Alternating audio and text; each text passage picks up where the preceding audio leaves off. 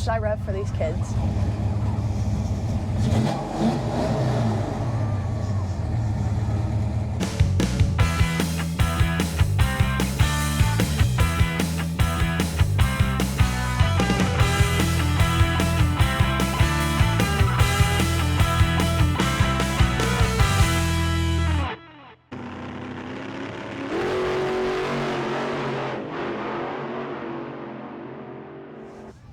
Hi everyone, welcome to the B&B Motorsports channel. Today I have a little throwback for you all, but it does have a modern twist. Before me we have the 1967 Mercury Cougar, an absolute classic. Huge shout out to Trey for letting me borrow his ride for the day. Let's take a trip down memory lane with a quick history lesson. The Mercury Cougar was introduced in 1967 as Mercury's version of the Ford Mustang. It was designed to be a more upscale and refined option, fitting in nicely between the Mustang and the Thunderbird. With its hidden headlights and sleek styling, the Cougar quickly became a favorite among car enthusiasts. The Cougar's model years spanned from 1967 to 1997 and 1999 to 2002. The Cougar's class has bounced around from pony car to personal luxury car to midsize to sport compact. All right, let's check out this engine. Now, before we do, if you're not familiar with Cougars and where the hood release is, you might be wondering if it's in the interior or in the grille. Actually, where it is, if you follow this Mercury head down, right here, pull it towards you, lift up. Now we're inside. Now let's talk about what makes this particular Cougar special. Under the hood, we've got a 5-liter V8 engine borrowed from a Fox body Mustang. This engine is a true workhorse, and it's a great match for this classic body. To handle the power, the car is equipped with a T5 5-speed transmission paired with a Stage 2 clutch.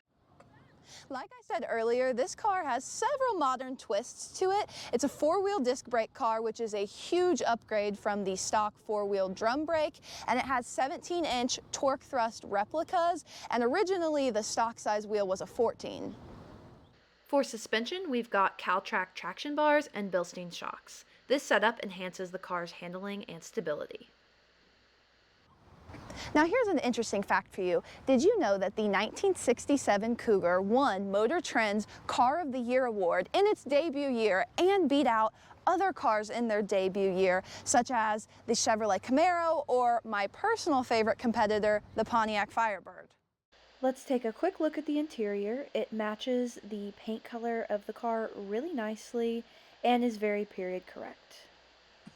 Okay, now for my personal favorite part, let's go for a drive.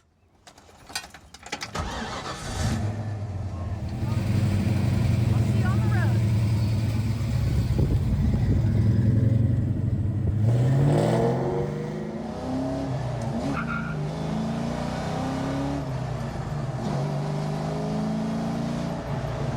Those of you who are familiar with the B&B Motorsports channel, if you remember the 60s Mustang that I reviewed several months ago, that's another one of Trey's cars. It was just a 6-cylinder and it was, you know, a decent amount of fun, but this car is worlds more fun than that. It is so crazy responsive. There are similarities in how these cars drive. Clutches are pretty stiff, but oh my gosh, you cannot beat this 5.0. Now, some of you may not be familiar with how some stick cars drive. So with a manual transmission, some cars do not like to be in that low RPM. And so when you're just learning how to drive a stick, you might feel yourself bucking it a little bit until you get used to that flow. Well, with this car, if it's in low RPM, it will start to buck. It just really wants to perform. It wants to be at those higher speeds, and it wants you to just hit it and have a good time. So the best case scenario happened right now. We just hit a red light, nobody in front of me, nobody around me, so we're gonna see what this baby can do. You will notice I'm gonna be short shifting because this car does not have a tack, but I think we can still have a pretty good time. It's really hard for me to wait. I start getting impatient, start rolling forward.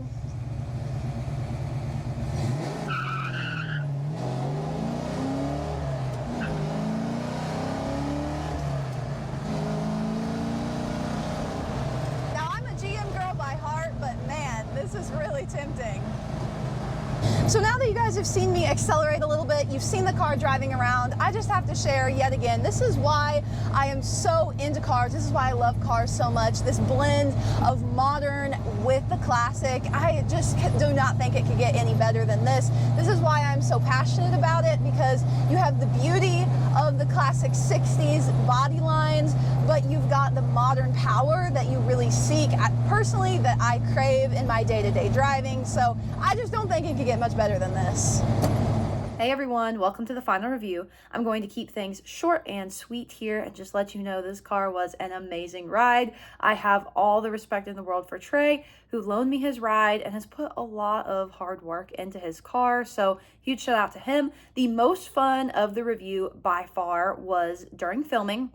We were parked in a middle school and the kids were outside playing games, and they all lined up on the fence and they started shouting and they wanted me to rev it and they were asking questions about the car. And that's really what it's all about to me, is just sharing my love for cars, and I hope you all do it too. So I challenge you to that this week, is go share something about a car, maybe your car or a cool car you see, with someone younger than you, and just try and teach somebody else a little something new, or go learn something from somebody else.